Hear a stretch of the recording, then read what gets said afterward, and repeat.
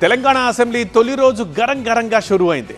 Governor Shiv Pratap Shukla తన ప్రసంగాన్ని తెలుగులో ప్రారంభించి తెలుగులోనే ముగించడం హైలైట్. అయితే గవర్నర్ ప్రసంగానికి బీఆర్ఎస్ సభ్యులు అడుగడుగున అడ్డు తగిలారు.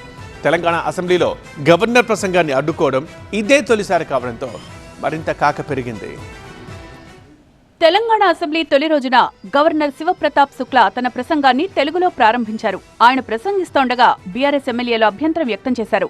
ఆయన ప్రసంగానికి అడ్డు తగిలారు. సంపూర్ణ రైతు రుణమాఫీ చేయాలని నినాదాలు చేశారు. గవర్నర్ ప్రసంగిస్తోండగా బీఆర్ఎస్ ఎమ్మెల్యేలు ఆందోళనకు దిగారు. కృష్ణా నీటిలో తెలంగాణ వాటాను తమ ప్రభుత్వం సాధించినట్లుగా గవర్నర్తో కాంగ్రెస్ ప్రభుత్వం చెప్పించిందంటూ బీఆర్ఎస్ సభ్యులు మండిపడ్డారు. ప్రసంగంలో అన్ని అబద్దాలున్నాయని ఆరోపించారు. రాష్ట్రంలో రుణమాఫీ, రైతు భరోసా, వరికి 500 రూపాయల బోనస్ ఇవ్వలేదని నినాదాలు చేశారు. బీఆర్ఎస్ ఎమ్మెల్యేల ఆందోళన మధ్య గవర్నర్ ప్రసంగాన్ని కొనసాగించారు. గవర్నర్ ప్రసంగానికి బీఆర్ఎస్ పదే అడ్డు తగిలింది.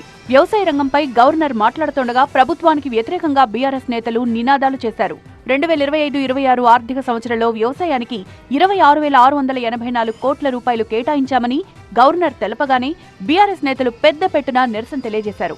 ఇక వానాకాలంలో రైతు భరోసాకు 8,744 కోట్ల రూపాయలు కేటాయించామని గవర్నర్ చెప్పగానే బీఆర్ఎస్ నేతలు మరోసారి నినాదాలతో సభను హోరెత్తించారు. సన్నవడ్లకు 500 రూపాయలు బోనస్ ఇస్తున్నామని ప్రసంగిస్తుండగా అన్ని బోగస్ మాటలంటూ బీఆర్ఎస్ నేతలు నినాదాలు చేశారు. కాంగ్రెస్ సభ్యులు గవర్నర్ ప్రసంగానికి మద్దతుగా బల్లలు చరుస్తూ బీఆర్ఎస్ నిరసనలను తిప్పికొట్టే ప్రయత్నం చేశారు. గవర్నర్ ప్రసంగం కొనసాగుతుండగానే ప్రతిపక్ష సభ్యులు ఆందోళన తీవ్రతరం చేయడంతో సభలో ఉద్రిక్త వాతావరణం నెలకొంది.